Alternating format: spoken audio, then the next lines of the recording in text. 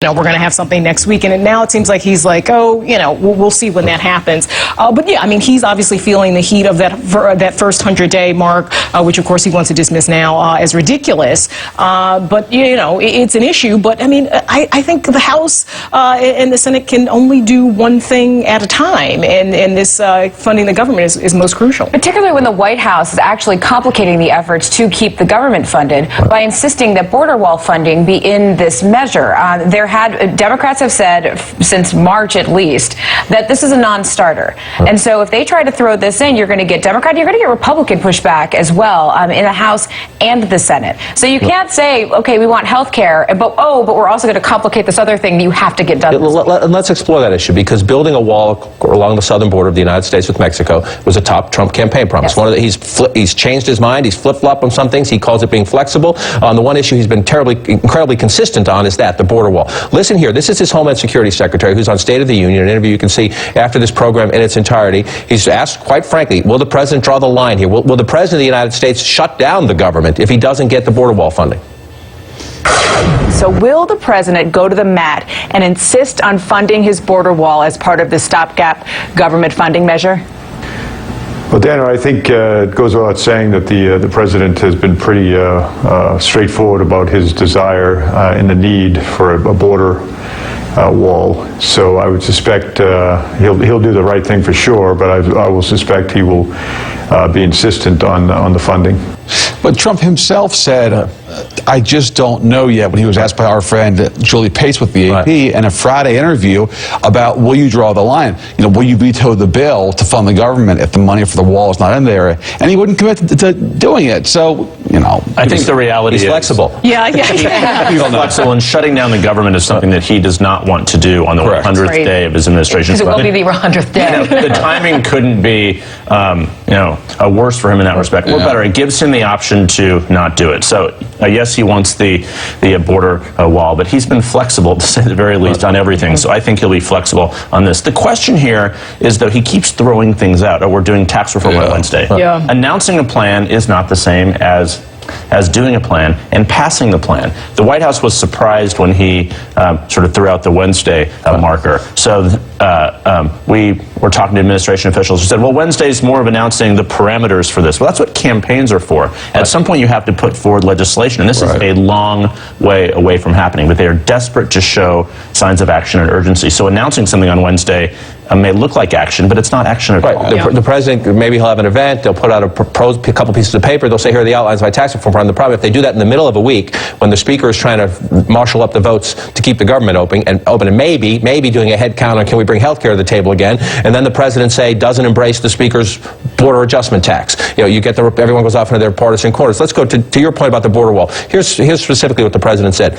I don't know yet. People want the border wall. My base definitely wants the border wall. My base really wants it. You've been to so many of the rallies, okay? The thing they want more than anything else is the wall. They want to see the wall. They want to see security. That's what the president told the Associated Press on Friday. If you take that and then look at his polling numbers heading into this critical week, the new Washington Post ABC poll out this morning, 53% of all Americans disapprove of the president, a 42% approval rating. That's a little better than some polls, above 40%, which is, for him, above 40% is actually an achievement, but that's historically unpopular. If you look back to Ronald Reagan and beyond, all the way back to Eisenhower and the like. But among his base, yet he has not secured the border wall funding yet. The Obamacare repeal effort failed. If you look at the Congress base, 94% approval rating among Trump voters. Only 2% disapprove. He has kept his base with at least talking about his promises, and this is where the tax reform proposal comes in, talking about it. Is he setting this up as I'm trying to the Senate? I mean, there's a lot of discussion in Washington of just getting health care through the House and then just sort of blame it on the Senate if it fails there. But again, the reality is he is going to have some more accomplishments at some point. Yes, he's held his base, but his base is not enough to reelect him. Yes, it's early.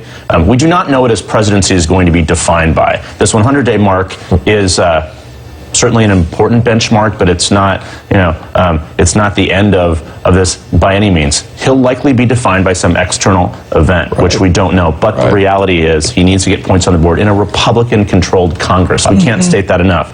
He has the keys to the car on both sides of Capitol Hill. Yeah. Why isn't he using them? They control everything, and they've gotten none of the signature achievements done. To the point about the surprise on tax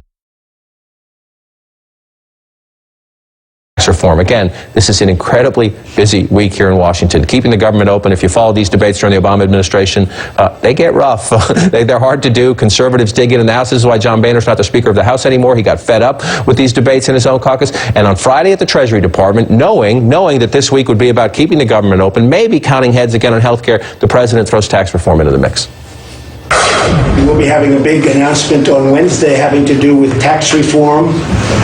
The process has begun long ago, but it really formally begins on Wednesday, so go through it. That go to it was to his Treasury Secretary, who apparently was quite surprised. And the White House staff was surprised, and they quickly came out, and to your point, they quickly came out and said, well, we're talking about the broad parameters, we're talking about an outline, we don't have a plan yet. And then this has kind of been the theater of the Donald Trump presidency, kind of announcements, executive orders, where he signs them at a big sort of event. Again, you talk about sort of the action. There is action, and I think maybe to supporters it looks like he's trying and doing something, but in terms of movement and actually putting points on the board and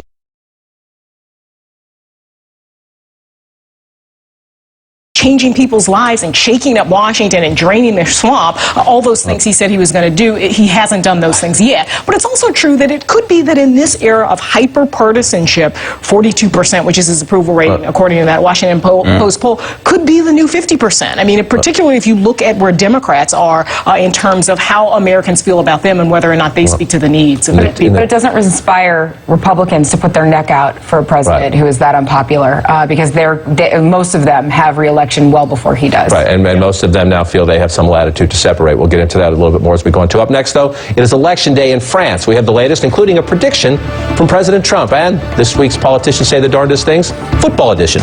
Patriots star tight end Rob Gronkowski explores a career change. I think we'll see what pans out in the negotiation, but I think there's an opportunity. Can I just use some help? I think I got this, but thank you. Maybe. All right, thanks, man. I'll see you in a minute. Hold on one second. All right, that was cool.